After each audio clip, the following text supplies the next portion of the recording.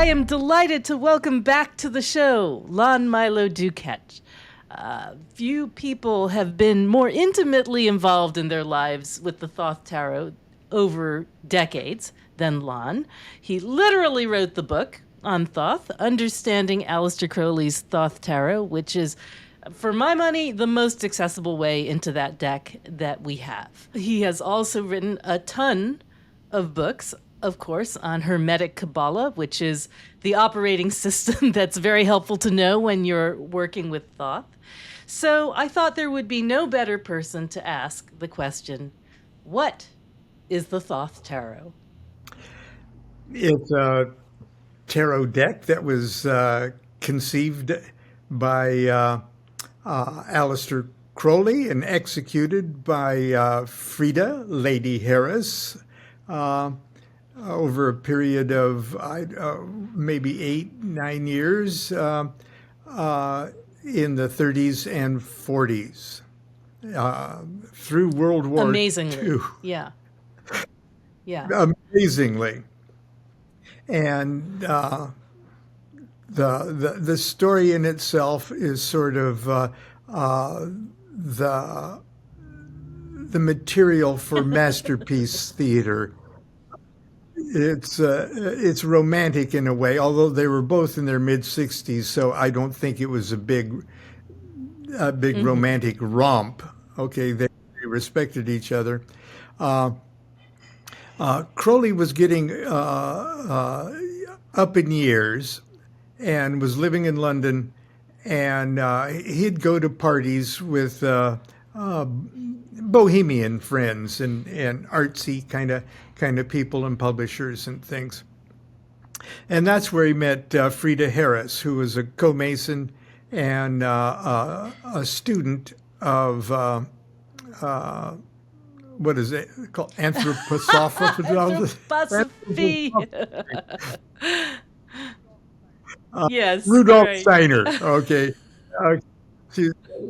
She was a very avant-garde artist. Okay. And a very, very talented one. And she was the wife of Lord Percy Harris, who was the whip, parliamentary whip.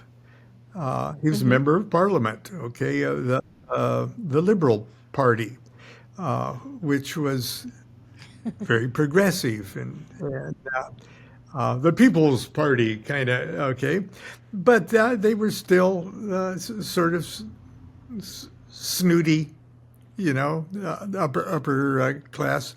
They hit it off okay. She was interested in the Rudolf Steiner stuff, and of course Crowley had the reputation of being he was sort of a superstar, but everybody was afraid of him. He enjoyed that reputation in every sense. Yes. I think that's what kept him alive as long as he stayed alive. And so I'm making up this conversation. I wasn't there. But it seems like she said something like, you know, you're getting old and you're not going to live much longer. And you really, at this phase of your life, you really should write a book that more or less encapsulates everything you know about everything. And Crowley said, no, that'd be too hard. I want to relax. These parties are fun, okay? And but then he started to think, because he was always broke, and he was familiar with her artwork, especially her what do they call it? Trestle boards, Masonic trestle board images, stunning. Which are just awesome. Yeah, I've seen them in Masonic lodges, literally all over the country. At least 4 lodges I visited have them up there, and they don't know where they came from. But and Crowley started to think, you know, I bet she could take an old deck of tarot cards and redo them. Okay. And I could write the little white book, and somehow we could sell them And become rich. and become rich overnight, And she said, "No, I don't want to do that, She says, "You need to write the book that tells what you know, everything you know about everything you know." And he said, "No, that's too hard." And then she came back.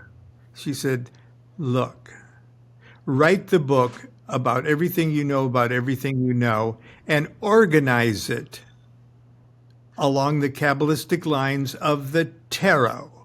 In other words, explain the tarot, and in doing so, tell everybody everything you know about everything. And I'll illustrate that book." Right. And Crowley said, "No, no." And she says, I'll pay you a stipend while we're doing it." And Crowley says, "Where do we start?" And he wouldn't do the stipend. He says, "I will teach you magic. And you can't pay for the lessons, but you can pay for my time." Yeah. Okay. He made it in such a way and that's how the project started. And he made her do, throughout the process, Crowley moved a couple times, I think, and finally wound up in Belle Ashton. And she had to take trains during the war with troops and everything else, so with the rationing of paper and everything. And she had spent hours, days on a card image, and he said, "No, I don't like that. No, do it this way. It needs this and this and this and this," because he knew what he wanted to talk about. Okay, and we've got that book that you talked about, Understanding Aleister Crowley's Thoth Tarot. I have snippets of letters back and forth between Harris and Crowley. The thing is, neither one of them lived to see the cards made as cards or the art displayed as cards. There was several art shows, but Harris didn't even want Crowley to write the program for or at least take credit for it. But the cards represent pretty much everything Crowley knew about everything at the end of a very long, adventurous career. And the Book of Thoth is difficult to read, but it's where the buck stops as to the authoritative work on the cards. And some of the comments in the Crowley's Book of Thoth are for other versions of the cards that he didn't end up using. Yeah, so is that confusing. confuses people. Yeah. Mm-hmm. Yeah. And but the idea, and when I first read it, I've got my first deck of cards, because I think one of your question is, why are people spooked about those tarot? I had just finished the first or second year of the BOTA lessons. I really enjoyed that. I painted my own cards. Yes, and it's stuff Builders like of the that. Aditum, in which what part of the initiation process is to color your own deck of tarot cards. Yeah. Mm-hmm. And I was really hot for the tarot cards, and I was learning my basic Kabbalah while doing it too. And so I went to the B. Dalton. Oh, it was called Pickwick Bookstores in those days. Your great grandmother may remember when it was called that. And I saw that box of tarot cards. I didn't even know they were tarot cards. I just saw the Rose Cross the back. And I said, "Ooh, I'm in the rose." And then I turned around and see it's tarot, and I said, "Oh, I'm into tarot too." So I bought the thing for like $12 or something like that, and took it home. And here I am, used to the Rider-Waite-esque images on the BOTA cards, and I opened it up and I saw the Fool. This guy. Yeah. This guy, he's got no eyelids. Yeah. And I thought, this is crazy. Okay. And it's jumping out right at you, Yes. It's very in your face. Yeah. And I said, this is disturbingly beautiful. Yeah. And that's just how I took it. It's disturbingly beautiful. And there isn't a dog or a cute little thing. There's an alligator or a crocodile biting. And he's got all these strange sort of lines and swirls and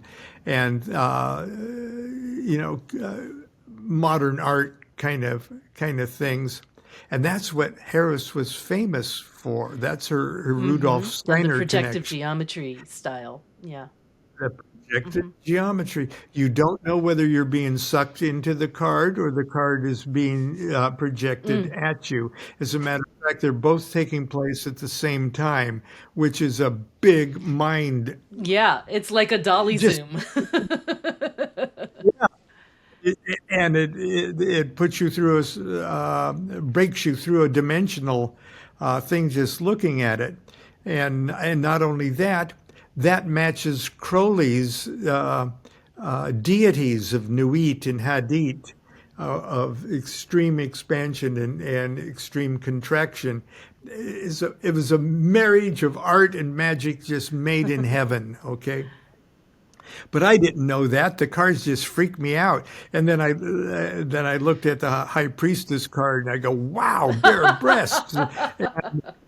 Yes. And I looked, and the Devil card looked so cute and cuddly and kind of kawaii. As well as totally phallic. And it's a big, do I have to draw you a picture? Yeah. And then I looked at the side of the box and it said, created by Aleister Crowley, how I pronounced it in those days. Aleister Crowley. And I went to my little, I had an occult dictionary that I bought at Ralph's supermarket. No. Yeah. It was right there with the pamphlets on macrame and make your own sushi and things like that. And here's a So this would be the early dictionary. 70s. Yeah. Yes, early 70s. And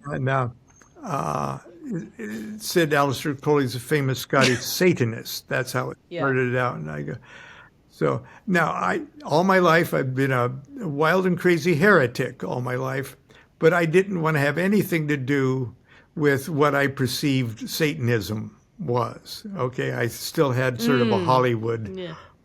Rosemary, baby. Oh, no wonder these cards spooked me out. Yeah. So I was freaked. Yeah.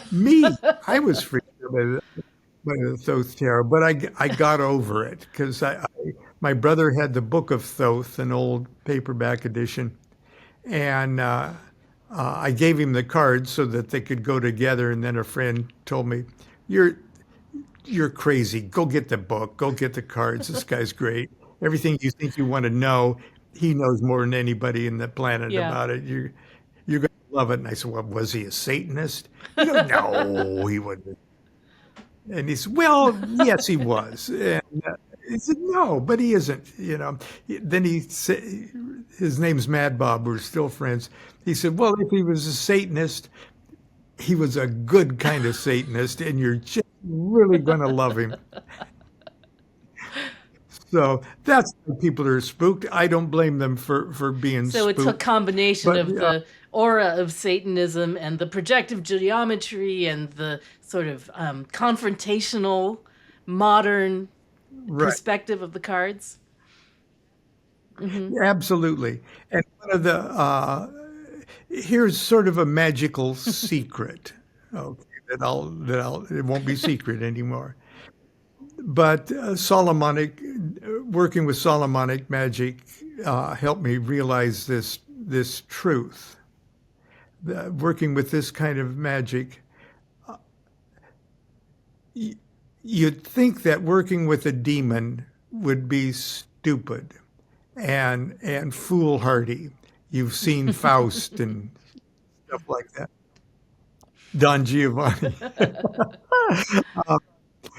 But the fear thing and the overcoming the fear thing is one of those pylons. It's one of those spiritual gates, membranes that need to be penetrated before you can go on as a more adult and balanced spiritual worker.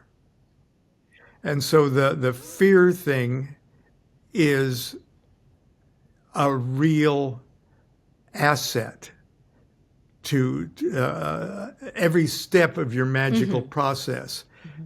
There's a terror of the threshold that needs to be overcome. First time I read the third chapter of the Book of the Law, I burned the Book of the Law. Well, that's it. Crowley was the sweetness, So that's why people are spooked, and I don't want to make fun of them for being spooked because it's understandable. And not only that, but if they can get over the spookedness, there's a great, awesome treasure in the Thoth Tarot. Yeah, I think that feeling of being chilled a little bit, disturbed a little bit, is in some ways kind of a reflection of numinosity, I think, if you know what I mean. Yeah. Yeah. And, well, just taking it down to bare bones, great art is disturbing. That's very true. That's very true. Yeah, nobody reads tarot with Hallmark cards. Although it would be interesting to try. I was in a London pub and years and years ago, and there was a guy reading cards for people in the corner, and I went over to watch what he was doing, and he was reading cards with blank tarot cards. Yes.